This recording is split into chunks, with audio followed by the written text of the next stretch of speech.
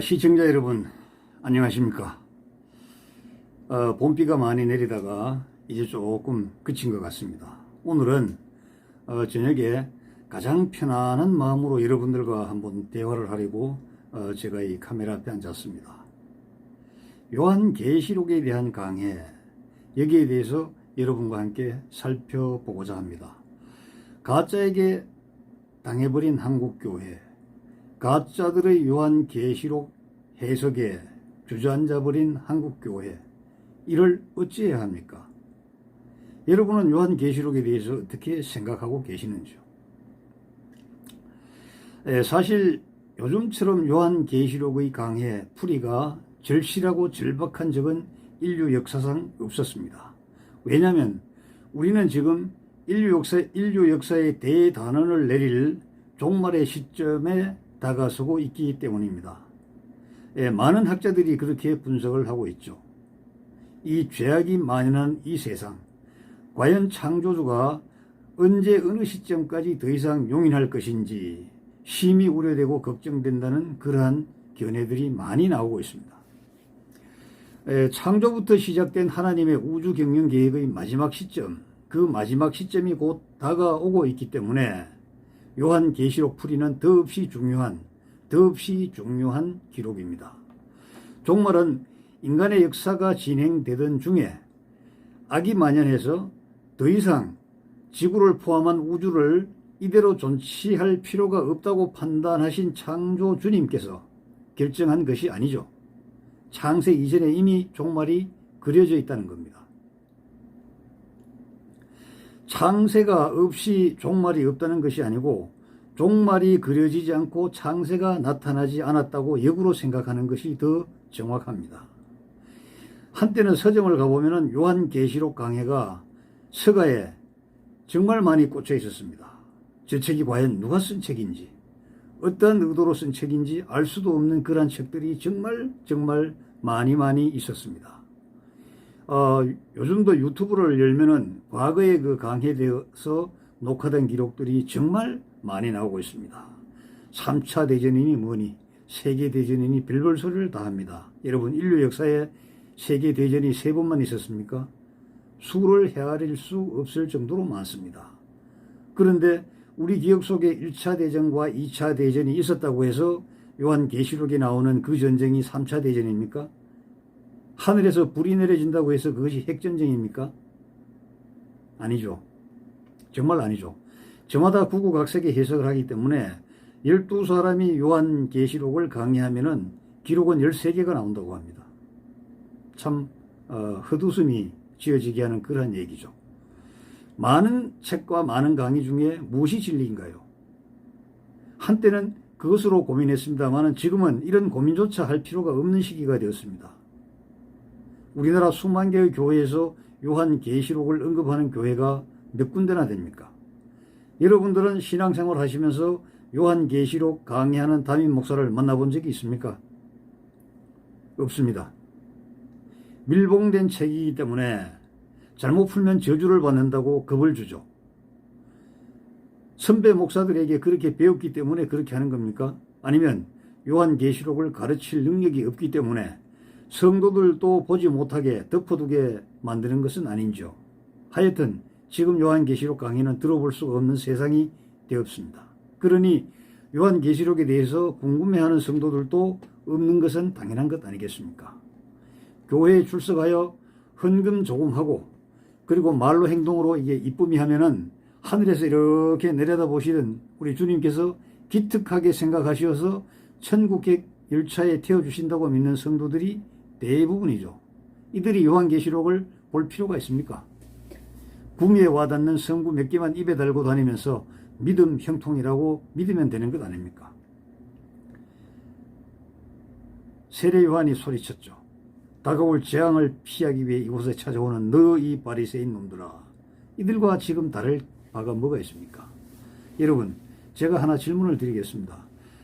요한계시록은 하나님이 주신 책 아닙니까? 맞죠? 성경 맨 뒤에 붙어 있어서 하나님이 주신 책은 책인데 별로 관심이 없는 그런 책입니까? 어찌되었건 모든 책 중에서 가장 중요한 것은 처음 등장하는 책과 가장 마지막에 등장하는 책이 가장 중요합니다. 그 중간에 있는 것은요, 처음과 결론을 이렇게 증거하기 위해서 쭉 풀이한 책이라고 보면 되죠. 박사학위 논문도 서론과 결론이 가장 중요합니다. 굉장히 중요합니다. 본론이라는 것은 서론에 세운 가설을 결론이 되도록 증명해가는 과정, 그것이 이제 본론이 되겠죠. 하여튼 하나님이 주신 책이 분명하다면요, 읽고 기억하고 그리고 지켜야 되는 건 맞지 않습니까? 그런데 먼저 계시란 무엇인가 여기에 대해서 확실한 그 개념 정립을 하고 넘어가야 됩니다. 계시란 것은요, 보이게 드러내게 한 것이죠. 그런데 이 계시는 사람의 지식으로는, 사람의 지혜로는 헤아릴 수 없기 때문에 신이 직접 가르쳐서 알게 해준다는 그러한 의미라고 네이버 사전에는 정의되어 있습니다. 계시란 것은 드러낸다, 그리고 폭로된다, 폭로한다, 이런 뜻을 가지고 있죠. 여기에 반해서 묵시 있잖아요. 우리 영화 보면 지옥의 묵시록, 저희들 그 젊을 때, 어릴 때 그 영화 많이 봤습니다. 묵시란 것은요, 신이 직접 선택한 예언자에게 그 비밀을 알려줬다는 겁니다. 그것이 묵시입니다. 천지 창조에 대해 현대를 거쳐서 종말에 이르기까지 시대 구분의 설명, 선과 악의 대립, 그리고 지금 우리가 살고 있는 이 세상이 악이 지배하는 거대한 정신병동의 시대라는 인식, 그리고 종말에 의한 악의 시대의 임종, 사망자의 부활, 마지막 심판, 천국과 지옥, 이런 등등에 대해서 교의가 주어진다고 하죠. 계시는 모두가 알 수 있도록 한 것이지만 묵시는 선택된 예언자에게만 알려준 것, 여기에서 큰 차이가 있습니다. 그렇기 때문에 요한 계시록은요, 요한 묵시록이 아니잖아요. 계시록이기 때문에 모두가 알아야 되고 모두가 알고 지키기를 바라시는 하나님의 간절한 마음이 거기에 담겨 있는 것입니다. 그런데 지금 우리 교회는 계시록을 묵시록으로 간주하고 있습니다. 아무나 접근하면 안 된다고, 큰일 난다고 겁을 주고 있죠. 왜 이렇게 됐을까요? 왜 이렇게요? 그 책이 어렵기 때문에 아무나 읽으면 엉뚱하게 풀이하기 때문에 그렇다고 처음에는 순진하게 생각을 했습니다. 그러나 이 뒤에는요, 거대한 음모, 거대한 사탄의 세력들이 도사리고 이렇게 만들었다는 겁니다. 우리 기독교 역사에 종교개혁 이전과 이후에는 큰 차이가 있습니다. 그 이전에 약 1000여 년 동안의 세월에는 기록도 없었고 문자로 표시된 성경을 잘 볼 수도 없었습니다. 그래서 바티칸의 로마 교황과 그의 사제들이 하는 대로 모든 것이 움직여졌죠. 그런데 종교개혁으로 인해서 두 가지 면에서 큰 차이가 납니다. 첫째, 구원은 어디서 온다? 믿음에서 온다는 거. 의신친이 정말 경천동지할 그러한 그 이론이었습니다. 천동설이 지동설로 바뀌는 그 진리의 분기점이 되어버린 것입니다. 이 바티칸의 음모는요, 이러한 그 종교개혁 개신교의 세력을 와해시키기 위해서 처음에는 이 사람들을 죽였습니다. 예수회라는 것을 조직해서 지구 끝까지 따라가서 전도하는 것이 아니고 지구 끝까지 따라가서 이들을 살해해버리는 겁니다. 사실 이 예수회가 얼마나 강성했는지 미국의 초대 대통령인 워싱턴은 친구인 그 장관에게 이렇게 귓속말로 했습니다. 우리 강요들 중에도 누가 예수회인지 몰라. 누가 제수이트인지 몰라. 그러니까 우리가 긴밀하게 할 얘기는 메모로 하자고. 그래서 쪽지를 써서 전해주고 전해받고 했습니다. 이렇게 그 무서운 조직이 바로 이 제수이트 예수회입니다. 지금 로마 바티칸의 대표 교황인 프란치스코가 예수회 회원이었죠. 예수회는 진리를 전달하는 게 아닙니다. 교황청의 바티칸의 목적을 위해서 살인, 방화, 거짓말 서슴지 않습니다. 그들의 기록에 보면 임신부의 배를 갈라도 좋다. 어린아이의 머리를 벽에 쾅쾅 찧어서 죽여도 좋다. 심지어 말입니다. 다른 교파의 사람들이 바티칸을 흉을 볼 때 거기서 바티칸을 옹호하지 말고 같이 흉을 보라는 겁니다. 왜 같이 흉을 봐야 되느냐? 거기서 바티칸을 옹호하면 색채가 드러나잖아요. 색채가요. 같이 막 흉을 보면서 아주 긴박한 국면을 이렇게 얼버무리고 난 다음에, 그리고 바티칸에서 부여한 예수회의 그 고유 임무를 수행하라는 것이죠. 지금 뭐 우리 대통령입니까? 가끔 언론 보도에 보면은 굉장히 북한의 어떤 호의적인데, 방송을 보면은 뭐 삶은 소대가리, 그 다음에 뭐 오지랖 넓은 인간, 별별 소리를 다 합니다. 목구녕으로 냉면이 넘어가디 뭐 이런 거 있잖아요. 그런데 많은 사람들은 아니 그렇게 좋게 대해주는데 왜 욕을 해 하고 북한의 김여정이나 저 떨거지들을 욕을 하는데, 그게 아니고 거기에도 고도의 계략이 숨어 있다, 이렇게 어떤 사람들이 분석을 하더라고요. 왜냐하면은 겉으로는 같지 않다는 걸 드러내기 위해서 그렇게 한답니다. 하여튼요, 30년을 다녀도 요한계시록을 들어본 적이 없는 우리 종교의 현실입니다. 이 요한계시록을 왜 알아야 되느냐 하면은, 계시록을 잘 알면 신앙의 핵심을 잡을 수 있어요. 성경의 맥을 잡고 우리 믿음의 기나긴 여정에 정말 흔들리지 않고 중심을 잡을 수 있게 됩니다. 그러니까 결론을 보고 창세를 보는 것이죠. 종말을 보고 창세를 보는 것입니다. 이 사법고시나 양대고시나 기술고시 아주 어려운 시험 있잖아요. 그 공부한 사람들 들어보면은 정답을 먼저 보고 문제를 구성한대요. 왜냐하면은 문제는 수만 가지, 수십만 가지가 구성될 수 있는 게 아니고 정해졌답니다. 대략 정해졌답니다. 그래서 결론을 보고 문제를 구성해보고 문제를 보면은 훨씬 더 이게 종합적으로 터득하는 게 빠르다는 것이죠. 그래서 공부 잘하는 사람은 답을 먼저 보고 문제를 구성하고 확인한다. 공부 못하는 사람은 밤새 책을 보는데 문제를 모르기 때문에 시험 치면 점수가 떨어진다, 이런 겁니다. 자, 여러분, 요한계시록 이 예언을 풀어나가는 방법이 서너 가지가 되는데 크게 세 가지가 있습니다. 첫째가 여러분들도 들어보셨죠? 과거주의 해석이다. 과거를 기점으로 해석한다, 이렇게 일단 연상을 하십시오. 둘째는 미래주의 해석이다. 미래에 일어날 어떤 그런 일이 아닌가, 사건이 아닌가, 그렇게 해석하면 됩니다. 그 다음에 역사주의, 역사가 전개되면서 일어나는 그런 일들 아닌가, 이제 이렇게 얘기를 합니다. 그런데 단순하게 이렇게 얘기하고 말아요. 거의 대부분의 강사들이. 여기에도 계략이 숨어 있습니다. 이 세 가지를 알지 말라는 겁니다. 여러분, 바티칸에서 바로 이것을 발표한 겁니다. 바티칸에서 예수의 많은 사람들이, 예수의 목사들이요, 예수의 성직자들이 처음에는 종교개혁자들을 찾아가서 죽이는 걸로 끝났는데, 이래서는 안 되더라는 겁니다. 왜? 한계가 있기 때문에. 물리력을 행사하면 저들도 상대적인 물리력으로 대응을 하기 때문에 안 된다는 거죠. 그럼 어떻게 해야 되느냐? 이 종교개혁 세력들이 주장하는 두 가지 관점, 학자들에 따라서는 5가지 관점이 있습니다. 믿음으로 구원에 이른다. 그리고 값없이 받는 은혜다. 이 2가지잖아요. 그런데 이것을 이제 진짜 희석시키기 위해서 많은 노력을 했는데, 그래서 그 결과가 뭐냐 하면은 이 요한계시록을 해석하고 접근하는 기준을 바꿔버린 겁니다. 교묘하게 바꿔버린 겁니다. 그 뭐냐면은, 과거주의 해석이라는 것은 예수의 알카자 신부가 주장한 건데, 우리 가톨릭이 나타나기 전에 과거에 일어났던 일이다. 예를 들어 아주 옛날에 로마 황제, 그 이전에 폭군들, 이러한 것들이 이제 적그리스도다, 이런 건 얘기입니다. 적그리스도다. 그 다음에 미래주의 해석은요, 세대주의 해석이라고도 하는데, 예수의 신부 리베라가 주장을 했죠. 먼 미래에 언젠가 일어날 일이기 때문에 지금 우리가 있는 이 로마 바티칸 교황하고 적그리스도하고는 아무 관계가 없다, 이런 것이죠. 그 다음에 이제 역사주의 해석이 있는데, 하나님 나라가 이렇게 완성되는 순서는 거기 성경에 기록된 역사대로 일어난다는 겁니다.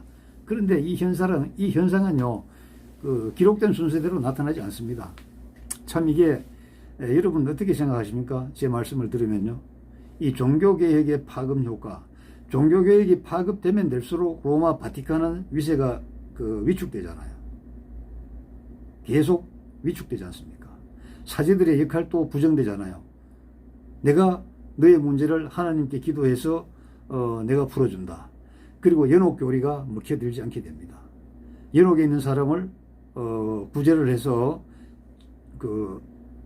지옥으로 가지 않고 천국으로 가도록 이렇게 내가 기도를 해서 내 역할을 해줄게. 쉽게 말하면 이런 겁니다. 이런 게 먹어 들어가지가 않은 겁니다. 그래서 좀 더 이제 부연 설명을 하자면 이 세 가지 해석의 중심에는 종교개혁자들이 주장하는 즉 그리스도는 우리 교황 아니다는 겁니다. 교황일 수가 없다는 거예요. 그래서 교황이 나타나기 이전의 일이고, 교황이 지금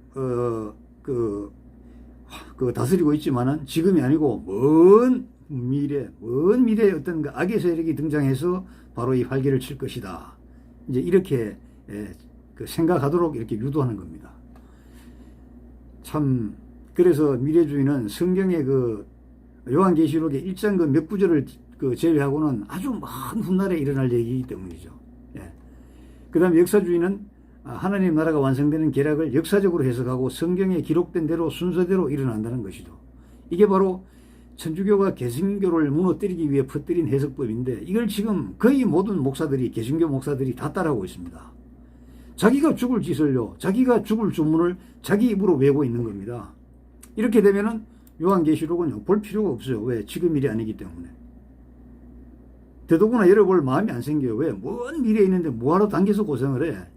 뭐 이런 어떤 나쁜 생각이 자꾸 들게 합니다. 예, 그래서 이것이 문제인 것이죠. 그리고 지금은 요한계시록 펼칠 필요가 없잖아요. 복탈해가는 성도들의 기대에 부응해서 복장사하면 되잖아요.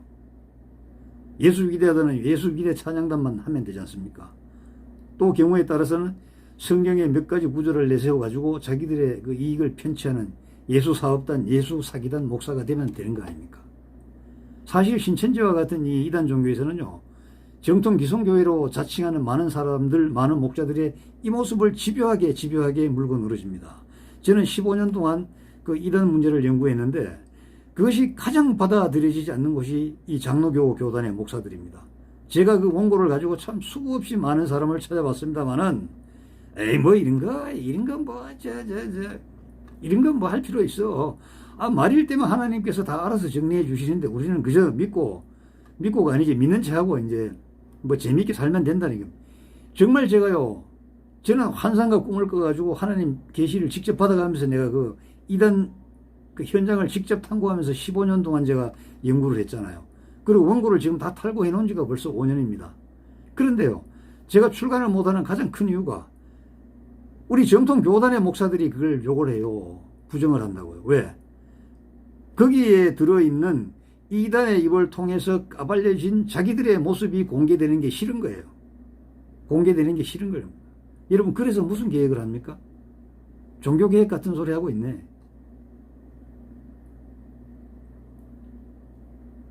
흠한 말을 지금 해야 되는데 제가 좀 참겠습니다. 자, 복탈행 하잖아. 성도들은, 여러분들은. 복만 주면 되잖아. 그 복이 현실적으로는 복인데 그게 영적으로는 악이 되잖아. 그런데 하여튼 우선은 복탈행 하잖아. 그런데 여기에 또 부응해가지고 복 장사만 하는데 기도해주고 안수해주고 또 축복해주고 립 서비스 하는 거지. 그러면 돈 들어오고, 이러한 그 악에 분리해서 계속 악순환된다 이겁니다. 자, 교회는 골병 들고 교회는 망조가 들었죠. 이게 누구 때문에 그래요? 목사들 때문에 그런 거예요. 목사들 때문에요. 목사들이 밥벌이 수단으로 교회 문패를 내걸기 때문에 이렇게 하는 겁니다.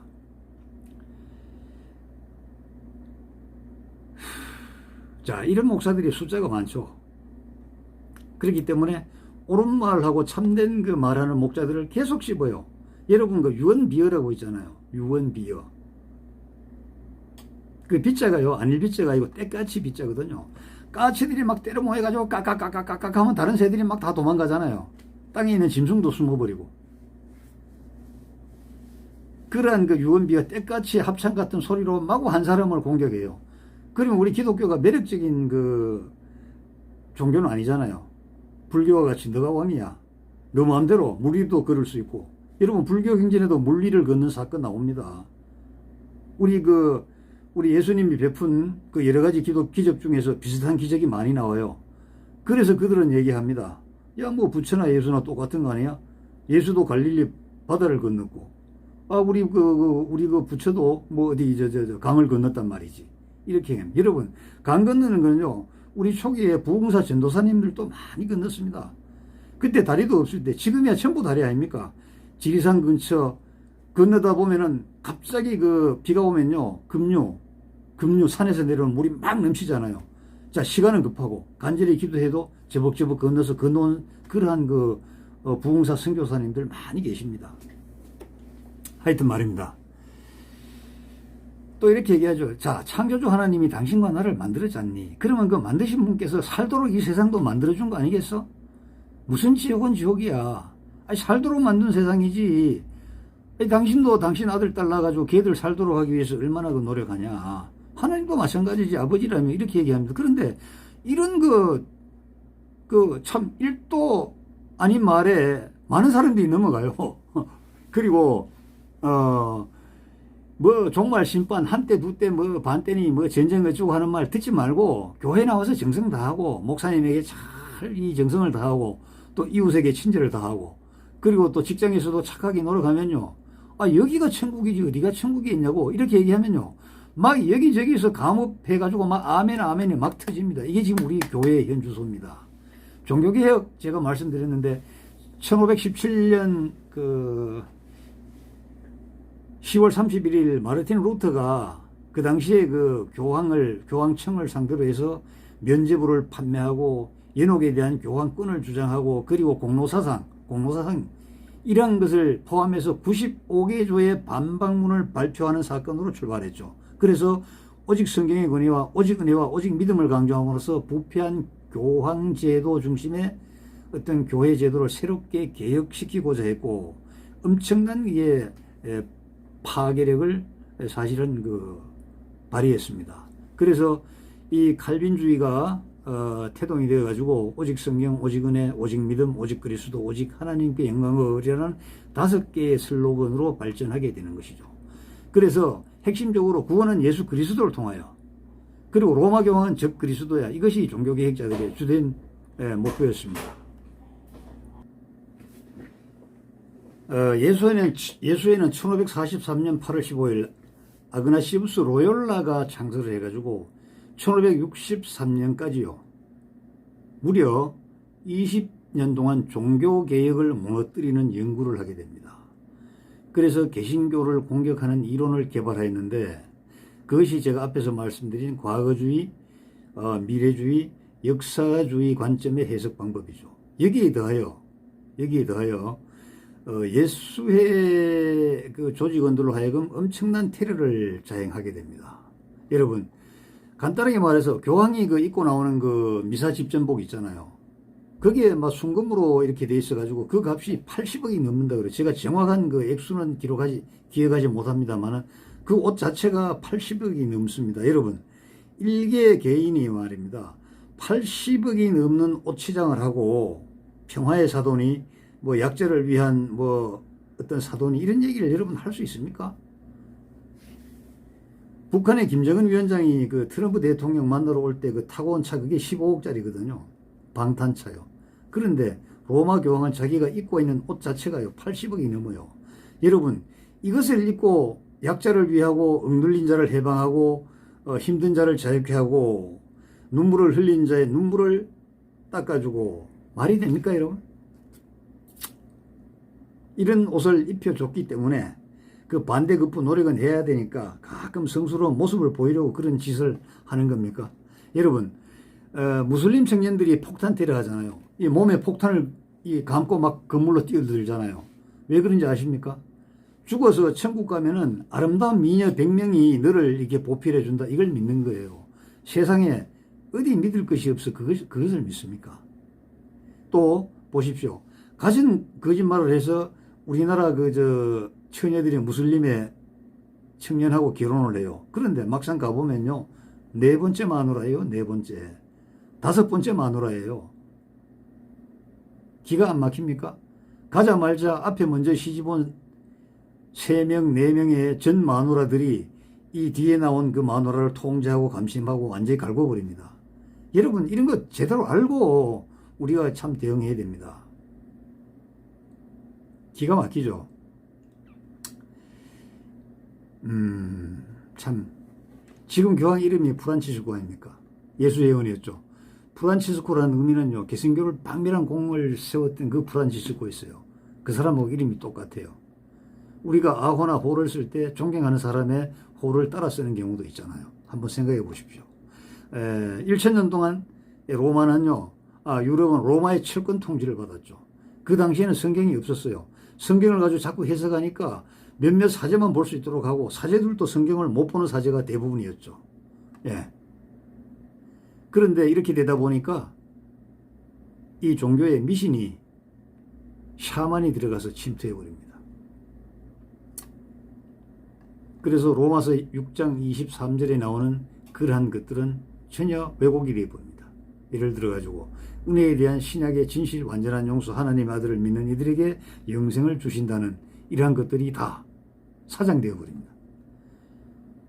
그 트렌드 공예라고 있는데 여기서는 카톨릭교는요, 제수이트에게 프로테스탄티즘을 파괴하고 사람들을 원래 교회인 로마 카톨릭으로 불러들이라는 특별한 임무를 주어졌죠. 재판 고문뿐 아니라 신학 논쟁을 통해서도 아주 광범위하게 진행되었습니다. 자, 이렇게 악한들인데 지금 목사들은 어떻게 악의 세력과 연합할 수 있는가? 이게 정말 이게 말이 되는 소린가? 충분히 말이 됩니다. 여러분, 마태복음 16장에 보면은 베드로가 주님은 그리스도시요 살아계신 하나님의 아들이시나이다. 창세 이후에 인간의 입으로부터 당신이 창조한 피조물의 입을 통해 가지고 가장 큰 선언을 받아낸 사건이 바로 이 사건입니다. 그래서 예수님께서 이렇게 말씀하시잖아요. 바요나 시몬아, 내가 복이 있도다. 내가 그 말한 것은 하나님께서 넣어주셨기 때문에 내가 그 말한 거지. 내가 천국 열쇠를 너에게 줄게. 너가 잠그면은 열 사람이 없고 너가 열면은 잠글 사람이 없는 거야. 여러분, 인간 최고의 축복이 이거 아닙니까? 하나님 본체이셨으며 사람의 몸을 입고 오신 예수님으로부터 이러한 축복을 받은 베드로는 가장 정말 축복받고 복받은 사람 아닙니까? 그런데 그 이후에 베드로가 어떤 행동을 했죠? 예수님께서 죽으시고 하늘로 올라가신다고 하니까 예수님 면전에서 얼굴을 붉히고 바락바락 고함을 지릅니다. 많은 성경에서 그리 하시면 안 됩니다. 우리와 계속 같이 계셔야 됩니다. 이렇게 아주 이쁘게 묘사를 했는데 원래 뜻은 그게 아니죠. 직설적으로 표현할게요. 야, 너 가면 나는 어떻게 해? 야, 너 따라다니면 우리는 너 가고 나면 로마 군병에게 잡혀서 죽는 거 아니야? 너가 계속 이 능력을 발휘해서 우리를 보호해 줘야 되는 거 아니냐고. 이렇게 말한 겁니다. 그러니까 천국 열쇠를 주겠다고 그렇게 칭찬했던 예수님께서 그와 정반대되는 말씀하시잖아요. 사탄아, 물러가라. 천국 열쇠를 가진 베드로가 사탄으로 둔갑하는 겁니다. 사람은 이렇습니다. 사탄이 우리 몸에 들어오느냐 들어오지 않느냐에 따라서 하나님의 영을 불어넣어 주셔서 주는 그리스도시요 살아계신 하나님의 아들이십니다라고 고백했던 베드로 입에서 사탄이 들어오니까 야, 너 가면 나는 어쩌라고. 너는 죽고 하늘로 가면 되지만 우리는 땅에서 죽는 거 아니냐. 이제 이렇게 덤비는 겁니다. 그래서 우리는 하나님의 영이 함께하도록 늘 노력해야 되는 것이죠. 요한계시록도 하나님의 말씀이 요한의 꿈을 통하여 계시된 기록이죠. 계시란 것은 인간의 능력으로 알 수 없는 일을 신이 친히 일러주시는 그러한 것이라는 것을 제가 서두에 밝혀드렸지 않습니까? 여러분, 신이 한가해가지고 밤모섬에 유배간 요한을 불러가지고 뭐 꿈을 통해서 알려줍니까? 아니죠. 우리 모두가 알고 반드시 지키라고. 지키지 않으면 반드시 그 죄가를 받는다는 것을 우리에게 확실하게 마지막으로 완전히 정말 각인시켜주게 하기 위해서 우리에게 그 계시한 겁니다. 여러분, 요한계시록은 난해한 기록입니까? 아닙니다. 굉장히 친절하고 쉬운 기록입니다. 누구나 알 수 있도록 기록된 하나님의 은혜죠. 다만 오래된 시공을 통하여 이렇게 내려오다 보니까 선뜻 와닿지 않는 단어나 문장이 있을 수가 있습니다. 그런 것은 건너뛰어도요, 아무 문제가 없습니다. 왜 아무 문제가 없는가? 제가 다음 시간에 알려드릴게요. 오늘은요, 여기까지 하고 다음 시간에 요한계시록의 대강을 훑어보겠습니다. 여러분, 기대하셔도 좋습니다. 감사합니다.